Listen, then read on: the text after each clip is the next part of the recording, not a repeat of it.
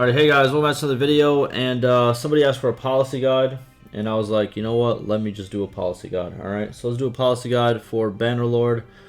This is going to be a policy guide that mainly focuses on kind of like you as a kingdom leader, right? But I will also go over like the good stuff for kingdom members, so if you're a vassal as well, stuff that you can vote for. But it's more geared towards like if you own a kingdom, what are the policies that you should have, and what policies are just not that good, right? So there's going to be 4 categories. 4. So first one is good for leader, which is you. Which policies are good for you and which ones should you have to benefit you. Next, what is good for your kingdom? So that's pretty much stuff that's good for the leader, but also good for the other members, that makes them happy. 3, sometimes good. Policies that are sometimes you can really vote for them for a little bit and then take them off again. When war happens, there's certain ones that kind of help out. And then lastly is just bad, right? There's a lot in this category. They're kind of like, I would even say sometimes bad, right? It's just like they're very, the negatives always outweigh the positives in my opinion, and they're also very lackluster, but we're gonna go over them, right? So let's do it. So right here, the stuff that's in green right now that I have right now, my active policies, these are all either good for leader or good for kingdom, right? So let's go over the good for leader ones first, which are these 1, 2, 3, 4, 5, 6. First 6 is good for leader. Let's go over them. Sacred Majesty. Ruler clan earns 3 influence per day. Non-ruler clans lose 0.5 influence per day. It's good. It's just really good. 3 influence per day just for being the ruler clan. It's just a very good bonus. What's it called? Other clans don't usually even want you to abolish it. And also losing 0.5 influence for a non-ruling clan. Again, it's not too much. 0.5 influence is not too much, and you could really offset it, so it's not that bad, right? But again, you're thinking about yourself here. What's good for the leader? This is one of them. Next is land tax. 5% of village income is paid to the ruler clan as tax. And then also 5% less village income for clans. So pretty much you take their 5%. Again, 5% isn't a lot, but when you add it all up and give it to just one clan as a tax, it's really good. It's good for you. It's good income. I'd do it. Next, royal privilege. For king decisions, the influence cost of the ruler overriding the popular decision outcomes reduced by 20%. You can get this. It doesn't have to be a right away thing. I would get this before you get a lot more clans in your kingdom, but it has no downfall. This literally has no downfall. It's something you should get. Next, we have procure land tenure. The influence cost of proposing settlement annexation is reduced by 50% for the ruler clan. Again, this is very situational. You might not even ever really have to do it, really. But, if you ever do have to annex, what's it called? A settlement, this is something you can get. This is not something that you need anytime soon. I would suggest getting pretty much literally everything else before you get this. It's very situational. But again, it has no downfall, and it's good for you because it's only for you, the ruler clan. Next, state monopolies. Ruler clan gains 5% of settlement as tax per town. Workshop production is decreased by 10%. I like it. Some people don't like it. It's controversial. I think it's good. I think the workshop production is decreased by 10%. Not that big of a deal. Workshops, they still don't make too much. They make a good amount, but 10% off that, you're not noticing a huge dip, right? And the 5%, obviously, pretty good. It adds up. So, I like it. And then we got Royal Guard as the last good for leader. So Royal Guard, party size increased by 60. Non-ruling clans lose 0.2 influence per day. Again, all positive to you. 60 party size is, it is amazing. Very good. And then the whole non-ruling clans lose 0.2 influence per day. Not too bad. Again, if you have both these, it's what they lose 0.7 influence per day. Again, nothing too crazy. Now moving on for good for kingdom, which is both good for the clans and for the leader. So first one is Senate. Tier 3 plus clans gain 0.5 influence per day. Influence costs of inviting lower tier clans to army are increased by 10%. Again, as you can see, this 0.5 pretty much counteracts the sacred Majesty, you know, obviously they have to be above 3, but 3 isn't that hard to reach. But again, it's pretty good, really good. They pretty much offset. And the whole inviting lower tier clans to the army is increased by 10%. Nothing too crazy. It's nothing too crazy. Next, feudal inheritance. The cost of revoking a fief from a clan is doubled. The clans gain 0.2 influence for each fief they have. What's it called? The cost of revoking a fief from a clan is doubled. It's you're not gonna do it too much. You know what I mean? Like, you're not gonna do that too many times to the point where it would matter. And the 0.2 influence for each fief they own, that's a lot of influence that's going into your kingdom. You know what I mean? On a daily basis. It's really good. Serfdom. Villages grant 0.2 influence per day to owner clan. Towns gain one security but lose 1 militia per day. I like this one. This could also be put into sometimes good if you don't like the whole lose 1 militia per day. But if you have a good garrison, it's not that big of a deal, in my opinion. And I think the influence is really good. Then we have Lord's Privy Council. Tier 5 plus clans gain 0.5 influence per day. Influence costs of inviting lower tier clans are increased by 20%. So if you have both of these, Senate and Lord's Privy Council, it's going to cost a little bit to get them into the army. But again, they're gaining, what is it, a whole +1, right, with these two combined. Therefore, offsetting the cost of the, what's it called, the Sacred Majesty and the Royal Guard. So pretty good combos in my opinion. Next, Rebel Retinues. Tier +5 clans lose 1 influence per day, and their party size of the leaders are increased by 40. It's good. I think 40 for 1 influence it's not bad. It's not bad. I think it's all right. I like it. I like having a bigger party. I like having everyone else have a bigger party. Next, Castle Charters. Castle upgrades are reduced by 20%. Yeah, there it is. Pretty simple, pretty easy. Makes sense. Bailiffs. Town security is increased by 1 per day. Town security greater than 60 yield 1 additional influence to owner clan. Tax from towns are reduced by 5%. I think all the pluses it gives is really good for the 5% tax. I think it's pretty good. But you can also put this in sometimes good, but I think it works in a lot of scenarios. Now, moving on. So we have 22 left that are either in... So this is the 13, by the way, that I would suggest you have in your kingdom. Let me just go over them. Sacred Majesty, Land Tax, Royal Privilege, Procurial Land Tenure, State Monopolies, Royal Guard, Senate, Feudal Inheritance, Serfdom, Lord's Privy Council, Noble Retinues, Castle Charters, and Bailiffs.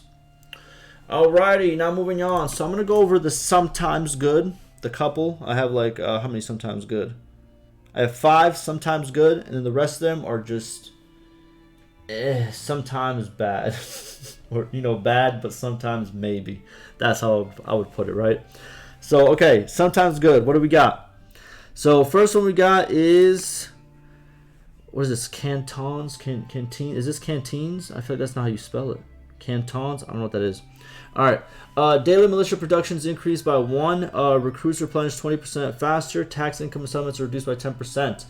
This is really good during wartime. It's really good. You get more militia, more protection. All of a sudden, the recruits replenish 20% faster. You can get a lot more troops to get recruited and, you know, really fight. You know, the 10% income loss is going to get... you're not going to feel it too much because you're going to be fighting so much and you're going to have so much gear that you're going to get from your fights that it's really going to not, you know, it's going to even out. But it helps you get that push. So I like it. Next we have is marshals. Where's it at? There it is. Armies led by tier 5 nobles require 10% less influence. Influence of the ruler clan is reduced by 1 per day. Again, if a war starts, this is really good. You give them a little more incentive to start a army and go out there and fight. You know what I mean? This is what the difference that can make, like, between, you know, let's say for example a war starts and you know, there's a bunch of armies starting. Maybe there's like 2-3 armies starting. This might be the, you know, the thing that pushes it to 4 armies starting, and then all of a sudden you have just more, you know, you have a bigger force to fight with. Again, pretty good when, you know, you're fighting. And the whole 1 influence per day that you're going to lose as the ruler clan, you'll gain it back. It's not that big of a deal. You will gain it back. Next, royal commissions. Alrighty, the influence cost of creating an army is reduced by 30% for the ruler. Armies led by the ruler earn cohesion at 30% less cost. Armies led by non-ruler clans cost 10% more influence to create. If you want to make a super army, like a huge army, right? Get this passed first. And then make like the biggest army you want to just, steamroll. I'm talking like a couple thousand units. This works really good with that. Really good. Next, military coronet. Military achievements grant 20% more influence. Troop wages are increased by 10%. Again, very good. The 10% wage increase, it's kind of harsh, but 20% more influence, pretty good. Especially if you're fighting a lot. And last is forgiveness of debts. Settlement loyalty is increased by 2 per day. Settlement production is reduced by 5%. If you need more loyalty and you need it quick, this is really, really good. Loyalty affects, if I'm not mistaken, security, and then also affects rebellion chance. This is going to be the thing that tips it over the scale for the short term. Your production will go down a little bit, but at the same time, it's a little bit worth it for the time being. Again, it's a sometimes good. Now the rest of these, they're just, you know what I mean? Like we could go over some of them, I guess, right? Let's go grazing rights. Settlement loyalties increased by 0.5 per day. In daily hearth production at villages decreased 0.25 per day. Like, it's not good enough. The trade-off is just meh, and I would really think the villages, they add up. There's more villages. Like, it just, they're lackluster. I would say that the rest of these that are bad, right? And how can I say it? They do work sometimes. There's certain situations that you'll be put into that they do work. But when I talk about good policies, there are policies that are overall good, that are good for pretty much a majority of the time. The ones that are sometimes good are good when the time hits. You know what I mean? Like when wartime hits, which does hit a lot when you own your own kingdom. But the rest of these is just like, certain times you don't need it, but certain times it just screws you over, and it's like, rather just not have it. You know what I mean? Like for this one, for kingdom decisions, tier 4 clan choices have double effect. Cool. You know what I mean? This does help you vote more. If you're playing as a vassal, you might want this one because it gives you more of a say in voting. That's fine. But if you are the ruler, this screws you over because the influence cost of a ruler overriding the popular decision is doubled. If you want to, kind of rule your kingdom, you can't do it. You're going to be priced out. So it's like, it's not the best. Land grants. Military quality is increased by 10%. Village tax income is reduced by 5%. 10 and 5. It's not worth it. Militia quality is increased by only 10%. It's not going to make that big of a difference. And you're losing 5%. Law speakers. Our clans as a leader have a high charm. Again, this is good if you have a high charm, and let's say you're a vassal. Or even if you're a ruler, it's good, but what about all the other guys who don't have a low charm? Let's say you have a lot of clans that are started by your companions, which I actually do. I have a lot of them. They all don't have that much good charm, you know what I mean? So this will really screw them over. So I don't want that, It's not that good. What else? Council of Commons. Each noble yields 0.2 influence per day to summons owner clan. Tax and fortifications 5% decreased. I don't think this one works. That's why I kind of put it in not good. But if it does work, because I feel like it used to work, it just doesn't work now. But if it worked, I would put it in good. But it doesn't really work, so unfortunate. Magistrates. Town security is increased by 1 per day. Town taxes are reduced by 5%. Again. Security 1 per day, it's nothing too crazy. Is it worth the 5%? Maybe, sometimes, not really, Based on the currency, rural clan gains 100 dinars per day for each town in the kingdom. Settlement loyalty is decreased by 1 per day. Pretty much, this is a speed run for you to have, you get this, and this is kind of like, it's poetic actually. So what you're doing here is you're squeezing out more money from your towns. Your towns hate you for it. Their loyalty goes down, and then they're going to rebel from you, and then you're going to earn nothing from those towns. It's poetic. This is a trap. Don't do it. Crown duty. 5% tax on terrace is paid to the rural clan. Higher trade penalties in towns. Settlement prosperity is decreased by 1 per day. 5%. You get 5%, but then all your trade goes you know, in the negatives. Your caravans start doing worse. Your workshops start doing worse. Your town actually starts doing worse because it's not selling as much. And your prosperity is also going down. So you're not growing. Like, why would you pick this? You know what I mean? This is just, no. This is not it. Imperial towns. Towns held by ruler clan gain 1 loyalty and 1 prosperity per day. Towns held by non-ruler clans with 0.3 loyalty per day. You're just screwing over your different clans. You can do it if you want to, but I wouldn't suggest it. Royal Commission, that was another one. Alright, that was sometimes good. We got War Tax. Ruler gains 5% tax from all settlements. Towns with 1 prosperity per day. Influence cost of declaring war is double for ruling clan. Again, 2 negatives for 1 5% positive. I don't like it. King's Mercenaries. Ruler clans gains double influence from mercenaries. Non-ruling clans gain 10% less influence from battles. I don't like it. I think it's situational. I guess maybe good. I mean, you could kind of maybe, yeah, maybe, I still say it's kind of bad. Hunting rights. Food production in towns and castles increased by 2. Town loyalties increased by 0.2. This would be good if you have only castles.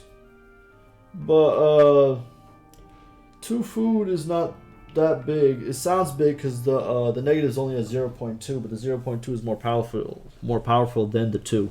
So that's not that good.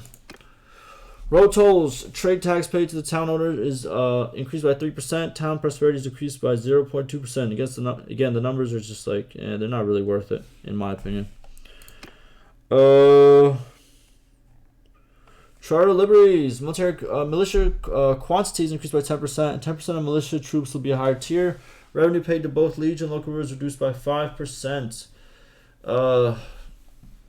I don't know. I don't think it's worth the money that we're losing, in my opinion, against the militia. So it's like, it might get attacked, it might not get attacked. I'm losing money just for a maybe. I don't think so. Citizenship, 0.5 plus 0.5 loyalty per day to settlements that have the same culture. Settlement militia production increased by 1. 0.5 loyalty per day to settlements with a different culture than owner clan. This is good if you want to be like an immersive, you know, kind of like gameplay thing, right?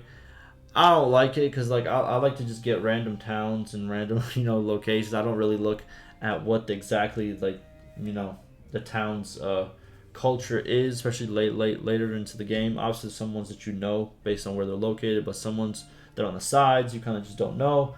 And obviously you take the L whenever it comes to like assigning a governor that's, you know, not the same culture. And then having this on top of that, it's like, Jesus, it's a lot of negatives here. Then we have Tributes of the People. Town taxes paid to the ruler reduced by 5%. Town loyalties increased by 1 per day. Again, yeah, it could be kind of good. It could be kind of good if you need the loyalty. But at the same time, it's like, And trial by jury. Summon loyalty is increased by 0.5 per day. Summon security is decreased by 0.2. Clans lose 1 influence per day. It's terrible. 2 negatives. The security is going to make the loyalty go down regardless. So it's like the increase isn't even that good. So yeah, it's not that good. But that pretty much does it. Yeah. Hopefully you guys enjoyed it. I want to get a policy guide out there. They're kind of hard to explain. It's just like, you know, some of them, you know, again, it's very, I think these are always good in my opinion. I mean, they're always good. They're always, you know what I mean? They're good to have. And then these, like I said, you have your couple sometimes good, pretty much for, you know, for war, pretty much. The ones that are sometimes good, just so we can go over them one more time. Cantons, I think that's how you say it. Marshals, Royal Commissions, Military Coronet, and the Forgiveness of Debt isn't even for war, it's just for loyalty. It's +2 loyalty, which is pretty good. But, yeah, and the rest are just kind of But that'll pretty much do it for me. Let me know what you guys think, and I will see you in the next one.